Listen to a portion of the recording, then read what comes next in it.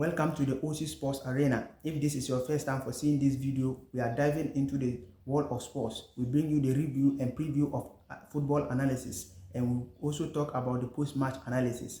Here we give you a trailing football analysis locally and internationally. So if this is your first time, please subscribe to the page and let's go. Let's start from locally. Kumasi Asante Kotoko has been the most successful team in the Ghana Premier League. If you look at over the year, they have won the MTN FA Cup, they have won the the Galca President Cup, and then they have won recently the Toyota Cup, and they have been the most exciting football team in the country. And if you look at after sacking their coach, Prosper Ogun, who has now become the head coach of the Ghana U17, and he's going to also take on as the Ghana educational coach. So after sacking him, they brought in Karim Zito, and he has been fantastic and doing very well with this team, winning all these 3 trophies in the space of just a year. We hope that he will continue to succeed in this cup. Now, going into the world, into Africa, the Women's African Cup of Nations has just finished, and Nigeria has been fantastic. Nigeria have been dominating this WAFCON for a longer period of time, since the beginning of this tournament, the WAFCON, and they have been fantastic. If you look at their record, they've won it 12 times, but 2 have been cancelled because of 1 or 2 reasons. And right now, it was 9, and recently when they won it, that the Mission X has been completed. They have been fantastic. They've won the gold medal after beating the host nation Morocco by 3 goals to 2. They were trailing by 2 goals to nil in the first half, and then they came into the second half.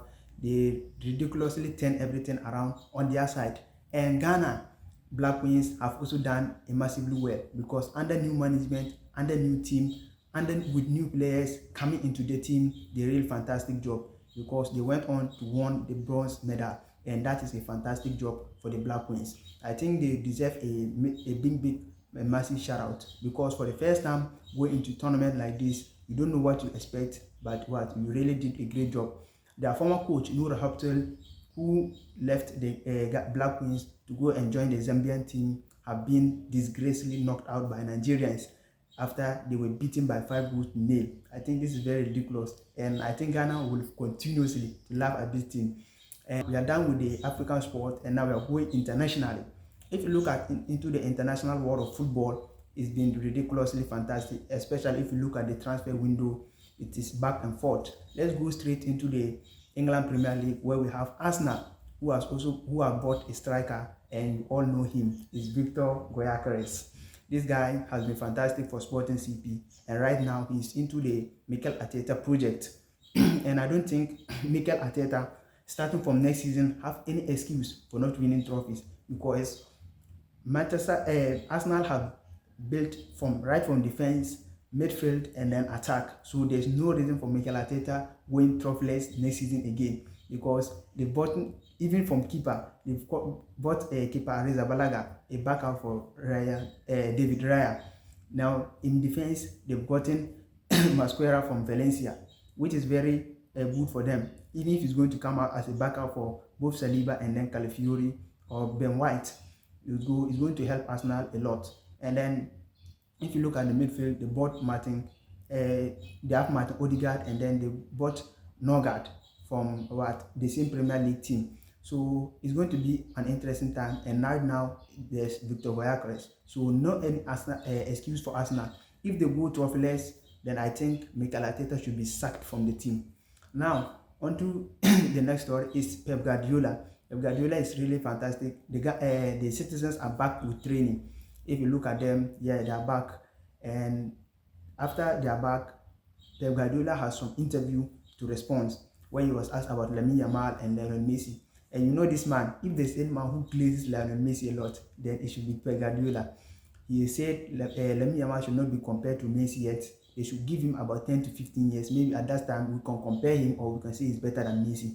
And he also says he needs to take break after his era with Manchester City is going to end.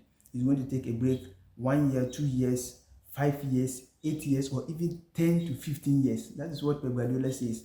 He might take break for up to 15 years. So let's see what happens at the end of the day.